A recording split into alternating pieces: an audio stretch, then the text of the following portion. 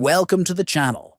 Today I will show you how to disable SysMain on Windows 10. This service can sometimes cause high disk usage, so turning it off might improve your computer's performance. Follow these simple steps carefully to disable SysMain quickly and safely. First, go to the search bar on your Windows 10 taskbar and type Services.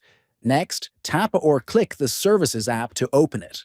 Then, in the Services window, scroll down until you find SysMain in the list. After that, right-click SysMain and select Properties. Now, under the General tab, look for the Startup Type drop-down menu and change it to Disabled. Finally, click the Stop button to stop the service immediately. Then press Apply and OK to save your changes. Restart your computer to ensure the change takes effect.